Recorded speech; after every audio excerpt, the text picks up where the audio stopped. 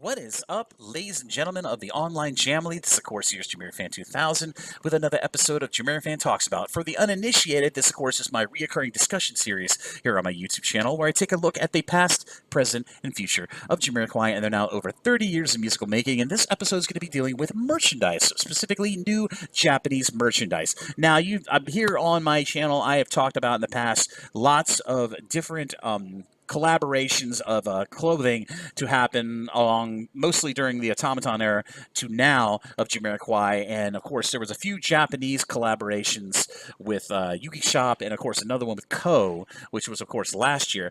But apparently, according to some pictures that I've seen popping up over on hashtag Jamiroquai on Instagram, it looks like Jamiroquai had a limited run new clothing collaboration with a company out of Japan called SHIPS Japan, which produces high-end T-shirts and other casual wear. Well, according to these pictures and talking to several members of the Japanese wing of the Jamily, it appears that Jamiroquai had a limited edition collaboration with SHIPS Japan that produced 3 different color T-shirts with a picture, with the front image being of the Buffaloman and the Jamiroquai logo, and on the back, in original automaton font, the track list for Jamiroquai's 2017 album, of course, Automaton.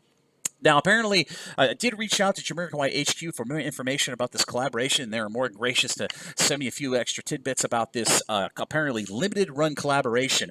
Some members of the Jamily were asking me if these shirts were available for sale online. Well, sadly to say, this was a limited-run collaboration of T-shirts. And there were only 3 color T-shirts, I believe, black, white, and red.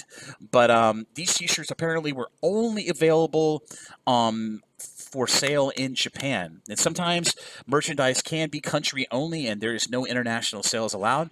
So in this case, with the SHIPS Japan Jamiroquai collaboration of these 3 color T-shirts, it was a limited run. Apparently they were not available for sale outside of the country of Japan, which is unfortunate. But we did get pictures of what these shirts look like, and they look kind of cool. But I ended up taking all 3 of those pictures I found off of the hashtag Jamiroquai on Instagram of those Japanese fans who luckily were able to show up pictures of these new T-shirts. I bundled them all up in an Imgur album, so if you'd like to check out these limited run T-shirts from a collaboration between SHIPS Japan and Jamiroquai, I'll be sure to put a link to that Imgur album with all 3 pictures of the said T-shirts from this collaboration in the description area of this episode of JamiroFan Talks About down below. So be sure to check that out in your own time. And if I do see these T-shirts actually for sale outside of Japan, or indications of them for sale in Japan, because I'll be honest, I looked around a lot of the online retail sites of Japan, mostly the merchandise sites.